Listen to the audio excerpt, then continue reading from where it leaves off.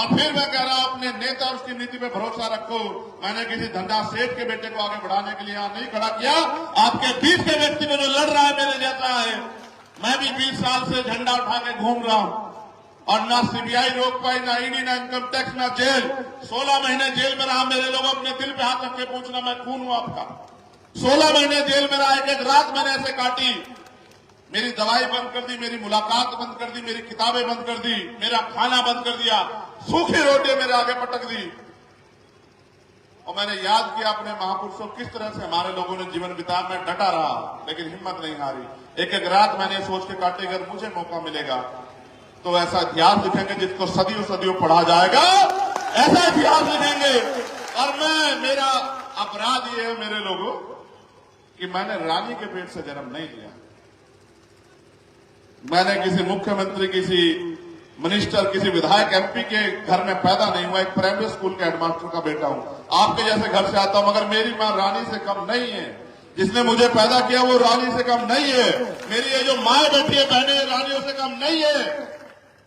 ये मेरा अपराध है। इसलिए मैं ताकतवर लोगों की नजरों में चुभ गया। उनको लगता है अगर ये गरीब का बेटा खड़ा होगा। आप मुझे अपने जिम्मेदारी से बताओ, अगर चंद्रशेखर आजाद ताकतवर होगा तो क्या आप ताकतवर होंगे नहीं होंगे? बताओ। अभी तो शुरुआत हुई है। आज मैं यहाँ सभा करने आया हूँ। यहाँ एक और बड़ी सभा होगी दूसरी पार्टियों की, और उनका एक सूत्रीय कार्यक्रम होगा कि चंद्रशेखर आजाद ताकतवर नहीं होना चाहिए, चाहे बीजेपी जीत जाए, चाहे कांग्रेस जीत जाए। मैं आपसे पूछना चाहता हूँ, यहाँ कांग्रेस भी थी, यहाँ बीजेपी भी थी, आपका भला हुआ क्या? आप बताओ। मैं तो यहाँ वोट मांगने नहीं आया, मगर ये बताओ कभी आपके ऊपर आंख उठी, मैंने पीछे पलट के देखने दिया आपको? आज अगर आप मुझसे प्यार करते तो मैंने कुछ दिया थोड़ा ही आपको।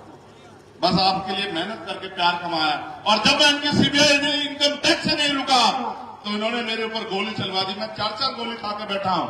लेकिन मैं तीसरे दिन गया था भरतपुर ये बताने के लिए कि शेर का बच्चा हूं, हटूंगा नहीं। विशेष बात को याद रखना, डॉक्टर बाबा साहब अम्बेडकर का सिपाही हूं, हौसला नहीं दिखाने दूंगा। और याद रखना, अगर एक चंद्रशेखर आजाद जाएगा तो लाखों चंद्रशेखर आजाद तैयार हो गए देश में, तुम रोक नहीं पाओगे।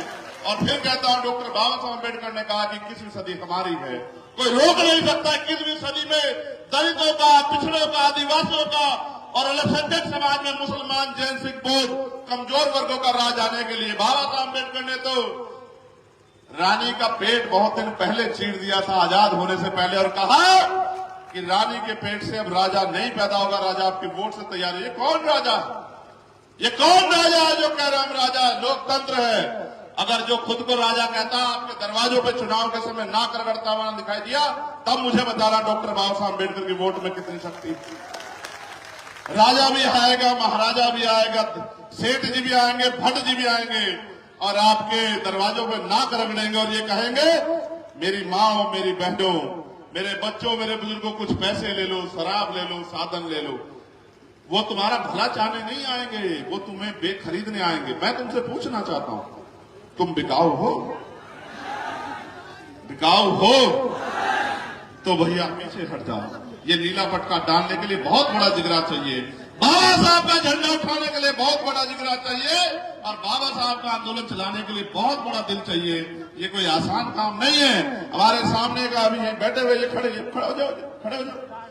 और जब वो गाना बोले तो ऐसे मूंछे तान तान के नाच रहे, तो हमारी भी मूंछें ऊंची हो गई जब हमने इनको नाचते देखा। ये नीला झंडा ये बाबा साहब अम्बेडकर ने हमें दिया और हमने बहुत प्रयास किया मेरे लोगों कि जो पुराना दल है हम एक हो जाए। लेकिन हमारी गलती इतनी अच्छी है, एक तो हम गरीब परिवार से आते हैं, दूसरी हमारे स्पीड ज्यादा है। समझ रहे हो? यही हमारे लिए अगर होते थोड़े बेवकूफ टाइप, थोड़े लालची, पैसा कमाने वाले, विधायक बनने वाले, तो सब रख लेते। सबको पता है।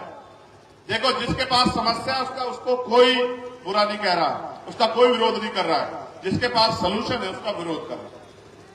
और हमारे पास सलूशन, एक बार मौका दे के देखो, आपने सबको दे दिया।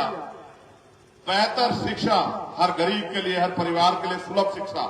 अगर डॉक्टर, इंजीनियर, आईएएस, आईपीएस बनना चाहता तुम्हारा बच्चा, तुम्हें जमीन नहीं बेचनी पड़ेगी, किसी आगे हाथ नहीं फैलाना पड़ेगा, कोई कर्ज नहीं लेना पड़ेगा। ये जवाब दे के जाऊंगा यहां से आपको। अगर बहन बेटी की शादी करनी हो तो किसी की तरफ उम्मीद से नहीं देखना पड़ेगा, गिरवी नहीं रखना पड़ेगा आपको। और अगर बढ़िया इलाज है, मैंने तो खोया अपने पिता को, मेरी जेब में पैसे होते, मैं भी धंधा सेठ का बेटा होता तो बचा लेता अपने पिता को।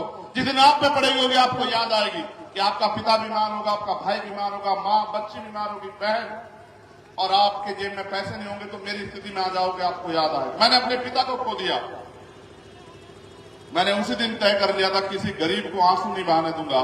लेकिन याद करो यार, हम हजारों की संख्या में यहां इकट्ठा हुए दामोदर, कई बार तुमने इससे बड़ी बड़ी भीड़ जुटाई होगी, मगर शक्ति किस चीज में इनको ये पता नहीं है। शक्ति वोट से मिलती है, भीड़ से नहीं मिलती मेरे लोगों। अगर आपने एक एक वोट दामोदर भाई के पक्ष में डाल दी तो फिर आप शक्ति विहीन नहीं रहोगे, फिर आप शक्तिशाली हो जाओगे। वरना मेरी सभाओं में आते रहो, खूब नारा लगाते रहो। मैं रास्ते में रुका, गुजर समाज के बहुत सारे लोग थे, जय भीम बोल के नारे लगा रहे थे, माला घेरे थे। मैंने उनको भी समझाया कि माला मेरे गले में कितनी डाल दो, कुछ नहीं होगा, बहुत नारे लगा लो, कुछ नहीं होगा, जब तक आप गली में निकल के, गांव में निकल के, और जो रूठे नाराज लोग हैं उनको तैयार करके अब एक एक वोट आजाद समाज पार्टी के समर्थन में और केतली निशान पे 17 तारीख को नहीं डालोगे तो चंद्रशेखर आजाद को गोलियां खानी पड़ेंगी। क्योंकि जब तक मेरे पास ताकत नहीं होगी तब तक मैं गोलियां तो खाऊंगा। लेकिन सोचो,